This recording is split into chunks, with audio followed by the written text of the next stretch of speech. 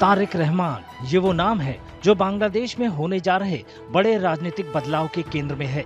उम्मीद है कि देश में हुए अहम संसदीय चुनाव में बीएनपी यानी बांग्लादेश नेशनलिस्ट पार्टी की जबरदस्त जीत के बाद रहमान सत्ता की बागडोर संभालेंगे।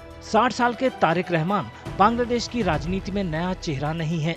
उनका जन्म 20 नवंबर 1965 को बांग्लादेश के सबसे ताकतवर राजनीतिक परिवारों में से एक में हुआ था। उनके पिता जियाउर रहमान देश के राष्ट्रपति और बीएनपी के संस्थापक थे। वहीं उनकी मां खालिदा जिया बांग्लादेश की पहली महिला प्रधानमंत्री बनी। इसके बावजूद तारिक रहमान की राह आसान नहीं रही। बीएनपी में अपनी जगह बनाने के बाद उन्होंने लगभग 17 साल लंदन में निर्वासन में बिताए।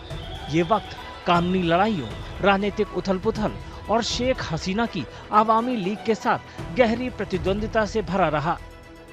तारिक रहमान 2026 के ऐतिहासिक चुनाव से ठीक पहले दिसंबर 2025 में ढाका लौटे। शेख हसीना को सत्ता से बेदखल करने वाले छात्रों की अगुवाई में हुए बड़े विद्रोह के बाद ये पहला चुनाव था। रहमान की वतन वापसी पर लोगों ने उन्हें सिर आंखों पर बिठा लिया। ये उनके परिवार की राजनीतिक विरासत के लिए लंबे समय से चले आ रहे समर्थन और एक नए अध्याय के शुरू होने की उम्मीदों को बयां करता था। बीएनपी की निर्णायक जीत के बाद अब तारिक रहमान का बांग्लादेश का नया प्रधानमंत्री बनना लगभग तय माना जा रहा है।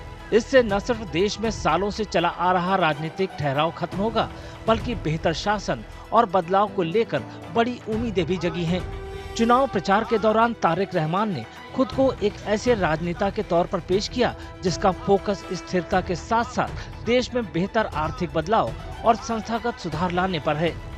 साथ ही उन्होंने साफ सुथरी राजनीति और ज्यादा जवाबदेह सरकार का वादा भी किया। इसका मकसद काफी हद तक लोगों तक ये संदेश पहुंचाना था कि वे देश को उस गहरे ध्रुवीकरण से दूर ले जाना चाहते हैं जो हाल के दिनों में देखा गया।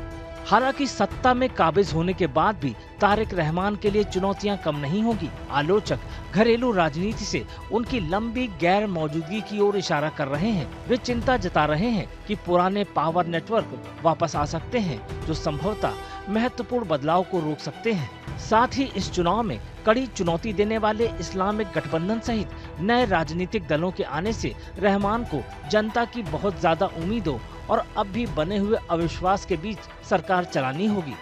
फिलहाल वापसी की तैयारी हो गई है।